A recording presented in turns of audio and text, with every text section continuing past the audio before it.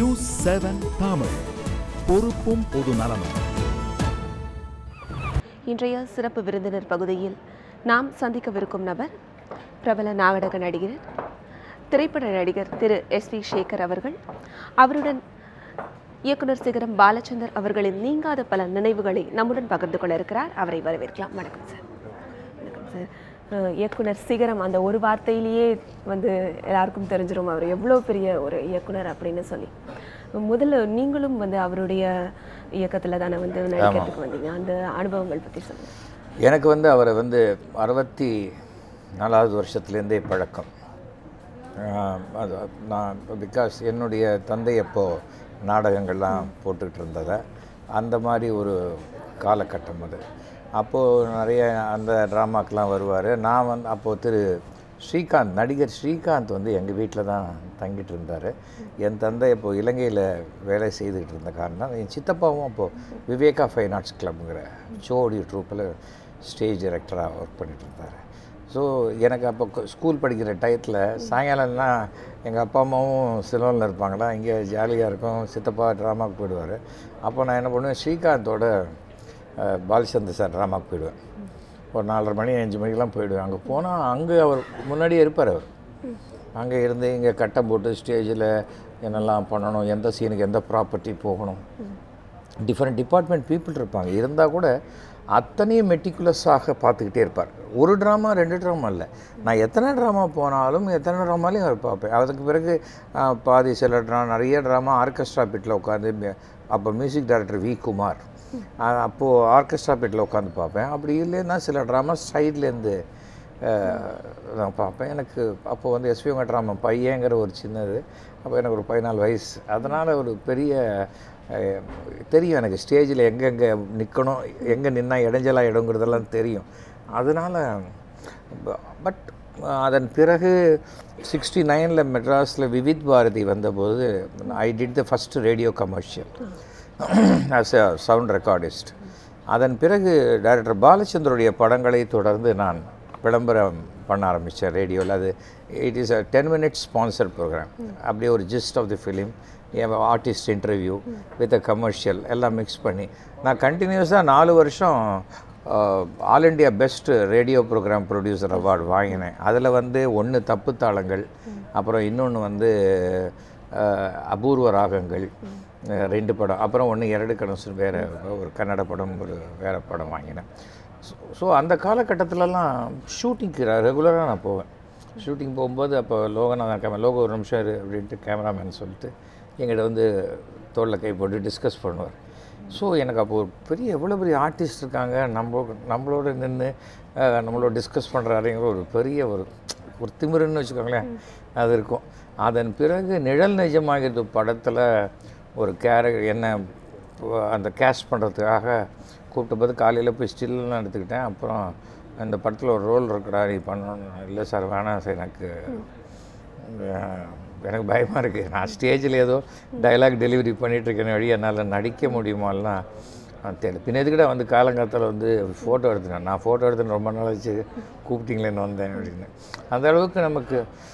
அப்புறம் நான் சொன்னேன், நான் உங்கள் படத்தை அவ்வளோ பார்த்துருக்கேன், உங்கள் படத்தில் நான் ஃபிட்டின் ஆகிற அளவுக்கு நான் ஒரு ஆர்டிஸ்டாக இருப்பேனான்னு எனக்கு தெரியல அப்படின்னா. வெளியில் என் ஃப்ரெண்ட்ஸ் எல்லாம் கூட திட்டினாங்க. பாலச்சந்தர் கூப்பிடுவாரா, ஒரு சின்ன சேப்பு கலர் டை, மஞ்சள் கலர் ஷூலாம் போட்டுன்னு அப்போ வீட்டு வாசலில் ஃபைலோடு நிற்கிறவங்களாம் எத்தனை பேர், ஆயிரக்கணக்கில் இருக்கும்பொழுது என்னடா இப்படி சொல்லிட்டேன். நான் சொன்னேன், அவர் நமக்கு ஒருத்தர் தெரியுங்கிறதுனால உடனே இப்போ. ஆனால் நான் ஒரு குடும்ப நண்பரை போல், அவங்க வீட்டில் அவர் ஒரு சன் போல், அது ரொம்ப அஃபெக்ஷனேட் என் மேலே. அது என் மேலேன்னு இல்லை, என்னுடைய குடும்பத்தில். அன்றைக்கி ஒரு நாள் என் மனைவி ஒரு நிகழ்ச்சிக்கு போகும்போது அவர் பிஸியாக இருக்காரு, எப்படி டிஸ்டர்ப் பண்ணுறதுன்னு நகரும்போது கை பிடிச்சிட்டு, என்ன எங்கே பார்க்காத போகிறேன் அப்படிங்கிறார். இதெல்லாம் ஒரு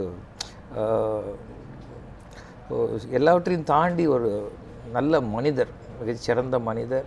கிரியேட்டருங்கிறதெல்லாம் ஒரு தொழில். ஆனால் அவர் என்னென்னா சினிமாலேயே ஒரு 10 வருஷம் எல்லாவற்றையுமே அஹெட்டாக திங்க் பண்ணவர்.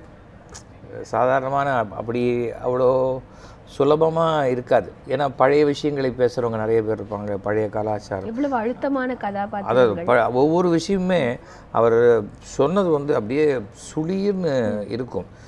அவருடைய இன்னொரு ட்ராமா அப்படின்னு சொல்லுவாங்க. இட்ஸ் அ பவர்ஃபுல் ட்ராமா, ஒரு ஆக்ஷன் ஃபிலிம் ட்ராமா அப்படின்லாம் போடுவாங்க இங்கிலீஷில் டைட்டில். அவருடைய படங்களில் ஒவ்வொரு சீனுமே உள்ள ஒரு ட்ராமா இருக்கும். வறுமை நிறம் சிவப்பு படம் எடுத்துக்கிட்டாக்க, அந்த நாங்களே சாப்பாட்டுக்கு இல்லாத கஷ்டப்படும் போது இன்னொரு பொண்ணுக்கிட்ட நாங்கள் அந்த வறுமையை காட்டிக்காமல் ஃபுல்லாக சாப்பிட்ற மாதிரி ஒரு சீன் வரும். அது இன்றைக்கும் சொல்லுவாங்க, சாப்பாடே இல்லாமல் வெறும் பாத்திரங்களை வச்சுட்டு சாப்பிட்ற மாதிரி வரும்.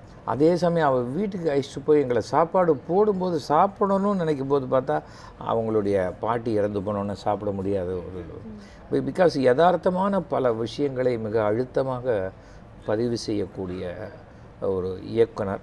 எல்லாத்தையும் தாண்டி அவரே ஒரு தியேட்டர் பர்சனாலிட்டிங்கிறத கடைசி வரைக்கும் மறக்கலை. இப்போ ரீசெண்டாக பௌர்ணமின்னு ஒரு நாடகம் போட்டார். அப்பவும் கூப்பிட்டு ட்ரெயின் பண்ண, அப்பவும் அவ்வளோ ஸ்ட்ரெயின் பண்ணிகிட்ருக்கார். பிகாஸ் எப்படின்னா அந்த எனர்ஜி எனக்கு, நான் அந்த ஸ்டேஜ் பிளேயில் என்னுடைய 14 வயசில் நான் பார்த்த பாலச்சந்தரை தான் நான் வந்து அவருடைய 80வது வயசுலேயும் நான் பார்த்தேன். சம்டைம்ஸ் வாக் பண்ணும்போது கொஞ்சம் தடுமாற்றம் இருக்கும், அதெல்லாம் இருந்தது அது ஏஜ். ஆனால் அதை தாண்டி அவரோட எனர்ஜி லெவல் குறையவே இல்லை.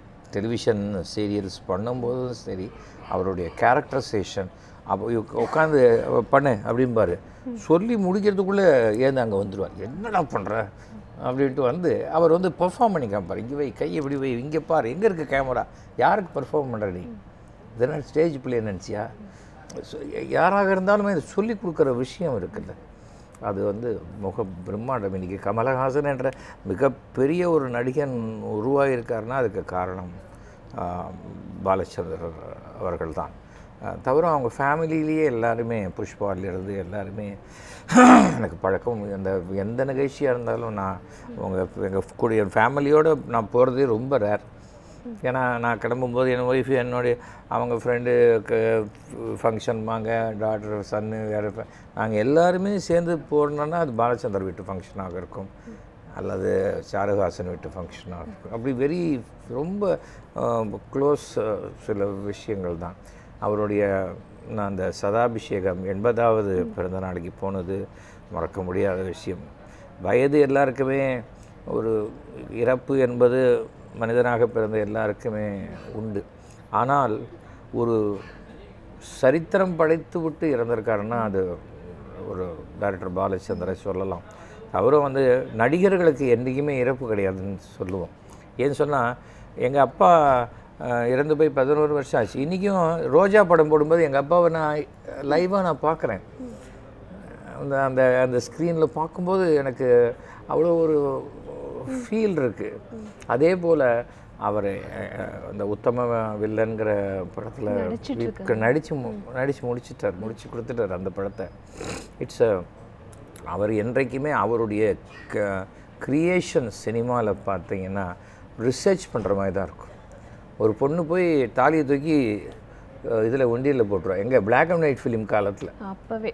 ஆமாம், இப்போ தாலியை தூக்கி உண்டி போடுறதோ, தாலியை கைட்டே ஹேங்கரில் மாட்டுறதோ இன்றைக்கி சர்வசாதாரணமான ஒரு விஷயம். பட் எந்த ஒரு காலகட்டம் அது. அவர்கள் நூல்வேலி, விமர்சனத்துக்குள்ளான படங்கள் ஏகப்பட்ட அரங்கேற்றம்.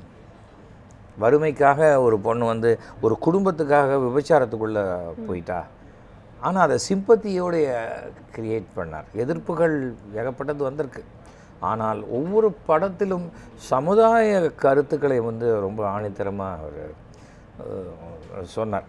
அது வறுமை நிறம் சிவப்பு படம் ஃபஸ்ட்டு. அதுக்கு முன்னாடி நிழல் நிஜமாயிருந்து நான் பண்ணலை. அப்புறம் ரேடியோ ப்ரோக்ராம்லாம் நான் தான் பண்ணேன்.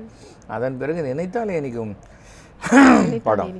அதுலேயும் சிங்கப்பூரில் எடுக்க வேண்டிய ஒரு சீனை என்னுடைய ரெக்கார்டிங் ஸ்டூடியோலேயே மந்தவழியில் எடுத்தார். யாருக்குமே அது கண்டுபிடிக்க முடியாது.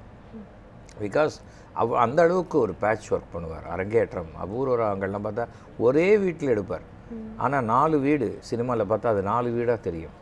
4 வீடுகளாக காட்டக்கூடிய, இப்போ மிகப்பெரிய செலவு வைக்காமல் தயாரிப்பாளர்களுக்கு மிக குறைஞ்ச செலவில், at the same time system planning.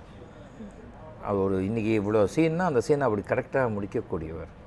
அந்த நீங்கள் அவரை பார்த்தீங்கன்னா 9 மணிக்கு ஷூட்டிங் சொன்னால் 7:30 உட்காந்து செட்டில் கரெக்ட் பண்ணிகிட்ருப்பார். அது வறுமை நிற சிவப்பு இதில் வந்து இந்த ஷூட்டிங் முடிய போகுது, லாஸ்ட் டே ஷூட்டிங் இதில் விஜயா கார்டன்ஸில் ஷூட்டிங்கு. அப்போ நம்ம ஆக்டர் திலீப் இல்லை சார், எனக்கு பேர் வைக்கல சார் நீங்கள். ஏன்னா அப்போது புதிதாக வருவர்களுக்கு அவர் ஒரு பேர் வைப்பார். என்னடா திடீர்னு இப்போ போய் பேர் வைக்க சொல்கிற அப்படின்னு உனக்கு அப்படின்னு சொன்னபோது சொன்னேன், ஏன் சார் திலீப்னு வச்சு தான் என் ஊரே ஏமாத்துற மாதிரி இதுதானே சார், அந்த பேரையே வச்சுருங்களேன் சார். சரிடா போடா நீ திலீப்டா அப்படின்ட்டு. அதாவது இவன் என்ன சொல்கிறது, அதை நாம் என்ன கேட்குறது, அந்த மாதிரி மனோபாவம் கிடையாது. ஒரு தடவை ஸ்கிரிப்ட் வச்சு எழுதிட்டுருக்காரு, எட்டி பார்த்தேன், என்ன பார்க்குற அப்படின்னாரு. இல்லை எனக்கு ஏதாவது டைலாக் வருதானே, ஏன் நீ வேணால் எதாவது எழுதேன் அப்படின்னா. இல்லை சார் திட்டுவீங்க, எழுதுடா அப்படின்னு பேடை கொடுத்தார். எனக்கு அதை படிச்சுட்டு நடுவில் சில எழுதினேன். அதுக்காக ட்ராமா மாதிரி எழுதினே போவியா, சினிமாடா இவ்வளோ லெங்க்த்து தான் இருக்கணும் அப்படின்ட்டு அதில் 2 டைலாக் கிடச்சிட்டு பாக்கி 2 டைலாக் வச்சார். யாரும் பண்ண மாட்டாங்க. அதுக்கு என்ன காரணம்னா அவர் மேல் இருந்த தன்னம்பிக்கை. ட்ராமாலையும் அப்படி தான் வித்தியாசமாக செய்யணுங்கிறதுல ரொம்ப ஒரு எக்ஸ்ட்ரானரியான ஒரு பர்சனாலிட்டி. ஆர்எஸ் மனோகர் அப்போ தான் பிரம்மாண்டமான சரித்திர புராண நாடகங்களை அப்படி நிமிஷத்தில் செட்டு வரும், ராஜா செட்டு வரும், யானை வரும், அந்த மாதிரியெல்லாம் போட்டு கொண்டிருந்த டயத்தில் இவர் ஒரு வீடு செட்டை சினிமாவில் இருக்கிற மாதிரியே போட்டார். நவகிரகம், எதிர்நீச்சல், நிஜமாகவே மாடி, படியில் ஏறுவாங்க, மாடிக்கு போவாங்க, மாடியிலேருந்து பேசுவாங்க. அது மாதிரிலாம் ரொம்ப மேஜர் சந்திரகாந்த் ஒரு ஸ்டேஜில் கண் தெரியாதவராக இந்த ஸ்டெப் வச்சுன்னா அங்கேனா அந்த இது இருக்கும், அந்த இதுனா இருக்கும். அதை இவர் நடந்து பார்த்து அந்த பொருளை நகர்த்தி வச்சு எல்லாருமே. அதன் பிறகு பார்த்த சவுகார் ஜானகி நல்ல பீக்கில் இருந்தபோது இவங்க ட்ராமா நடிச்சிட்டு இருந்தாங்க. நாகேஷ், மேஜர் சுந்தரராஜன், சாதாரணமான ஆர்டிஸ்ட் குரூப் இல்லை, பர்ஃபெக்ஷன். அந்த பர்ஃபெக்ஷனுக்கு போது அவர் சைடில் பார்த்தா பக்கத்தில் போனால் நம்ம நகத்தையும் கடிச்சிருவாருங்கிற அளவுக்கு அவ்வளோ டென்ஷனாக இருப்பார். எவ்வளவு அது அந்த டெடிக்கேஷனும் அந்த பேஷனும் தான் அவரை இவ்வளோ தூரம் கொண்டு வந்திருக்கு. தொடர்ந்து பேசலாம் சார், ஒரு சிறிய விளம்பர இடைவேளைக்கு பிறகு.